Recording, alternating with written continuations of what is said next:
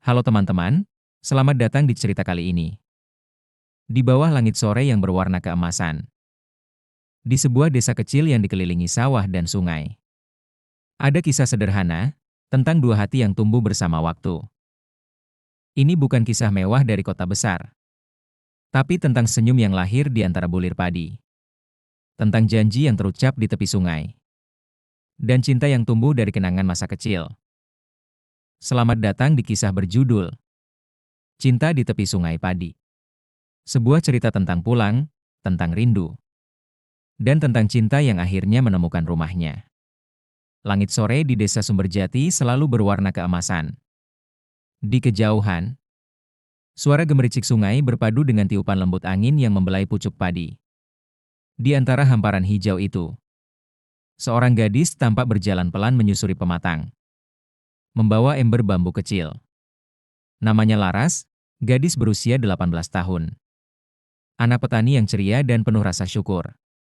Setiap sore, Laras selalu datang ke sungai untuk mencuci beras atau sekadar membasuh kaki setelah membantu ayahnya di sawah. Tapi sore itu, langkahnya terhenti. Ada seseorang duduk di batu besar dekat aliran air, memainkan gitar tua, melantunkan lagu pelan. Namanya Arga, pemuda yang baru kembali dari kota setelah 3 tahun merantau. Ia dulu teman masa kecil Laras, teman yang sering memanjat pohon, berenang di sungai, dan tertawa tanpa beban. Laras menatapnya sejenak, lalu tersenyum. "Masih ingat lagu itu?" katanya. Arga menoleh, senyum kecil muncul di wajahnya. "Masih. Waktu itu kamu yang maksa aku nyanyi tiap sore." Keduanya tertawa. Tapi tawa itu menyembunyikan sesuatu yang lebih dalam, rindu yang tak terucap, yang terpendam selama 3 tahun. Hari-hari berikutnya, Arga sering membantu di sawah milik keluarga Laras. Alasannya sederhana, katanya. Daripada di rumah bengong.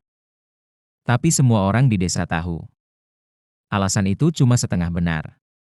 Setiap kali matahari naik, mereka berdua sudah ada di pematang sawah. Laras menanam bibit, Arga menggemburkan tanah. Mereka bercanda, bersenandung, atau saling melempar lumpur kecil. Seperti dulu saat masih anak-anak. Suatu hari, saat Laras sedang mencuci tangan di sungai, Arga datang membawa sesuatu. "Ini," katanya sambil menyodorkan kalung dari kulit bambu kecil. Laras memandangnya bingung. "Dulu kamu bilang pengen punya kalung dari sungai." "Aku bikin sendiri," ujar Arga malu-malu. Laras tersenyum lembut. 3 tahun gak ketemu, tiba-tiba datang kasih kalung. "Gak ada oleh-oleh dari kota?" "Ya itu oleh-olehnya. Soalnya cuma di sini aku bisa tenang." Dan di bawah langit sore, di tepi sungai yang berkilau, Arga menatap Laras, lama, dalam. Seperti ingin memastikan gadis itu benar-benar nyata. Kabar pun beredar cepat di desa kecil itu. Banyak yang bilang Arga akan kembali ke kota, bekerja di perusahaan besar. Laras mendengarnya dari teman-temannya di pasar. Saat malam tiba, ia duduk di tepi jendela rumahnya, menatap sawah yang diselimuti kabut tipis.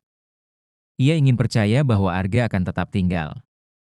Tapi dalam hatinya, ia tahu, kadang, orang yang datang dari kota selalu kembali ke sana. Keesokan harinya, di pinggir sungai, Arga berkata, "Aku mungkin harus balik ke kota. Tapi bukan karena aku pengen pergi." Laras diam. Air sungai mengalir pelan, seolah ikut menahan napas. "Aku pengen pulang lagi ke sini, bukan sebagai tamu, tapi sebagai orang yang punya alasan untuk tinggal." Laras menatapnya. "Alasannya apa?" Arga tersenyum. "Kamu." Beberapa hari kemudian, hujan turun tiba-tiba. Petir menggema, angin membawa aroma tanah basah. Arga membantu ayah Laras menutupi karung padi agar tidak basah. Laras ikut berlari di antara genangan air. Bajunya basah kuyup tapi wajahnya penuh tawa. Saat hujan mulai reda, mereka berdua berteduh di bawah pohon bambu. Arga menatap Laras yang menatap langit. "Kamu tahu nggak, Ras?" katanya pelan. Dulu waktu di kota, aku selalu ngerasa kosong. Tapi tiap kali aku ingat sungai ini, sawah ini, dan kamu, rasanya kayak pulang. Laras menunduk, pipinya memerah. Jangan ngomong kayak gitu, nanti aku baper. Kalau baper, terus kenapa? Arga menatapnya lekat. Ya, nanti aku nggak mau kamu pergi. Arga tersenyum, lalu menggenggam tangan Laras dengan hati-hati. Seperti memegang sesuatu yang berharga. Kalau gitu, aku nggak akan pergi. 2 bulan berlalu. Musim panen tiba.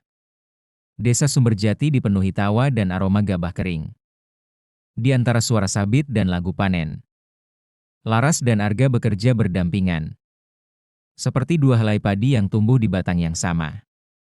Malam itu, di tepi sungai yang dulu menjadi saksi pertemuan mereka, Arga membawa sesuatu, sebuah cincin sederhana dari rotan dan kawat tipis. Ini mungkin gak mewah, katanya. Tapi aku pengen kamu tahu. Aku mau tinggal di sini. Buka bengkel, bantu bapakmu, dan kalau kamu mau, aku juga mau jagain kamu. Laras terdiam. Air sungai berkilau di bawah cahaya bulan. Arga? Ya, aku mau. Dan malam itu, di bawah bintang, 2 hati yang dulu tumbuh di tanah yang sama akhirnya bersatu. Tak ada kota, tak ada jarak. Hanya sungai yang terus mengalir membawa doa-doa bahagia mereka. Beberapa tahun kemudian, anak-anak kecil berlarian di pematang sawah. Di antara mereka, seorang anak kecil memegang gitar kecil dan tertawa saat ibunya menegurnya. Di jembatan kayu, Laras duduk bersandar di bahu Arga, menatap matahari tenggelam di balik padi. Lucu ya, dulu kita ketemu di sini, kata Laras. Iya, jawab Arga, menggenggam tangannya. Dan sampai sekarang, aku nggak pernah nyesel balik ke sungai ini. Sungai itu masih sama, airnya jernih, suaranya lembut. Saksi cinta yang sederhana tapi abadi. Tamat, cinta di tepi sungai padi.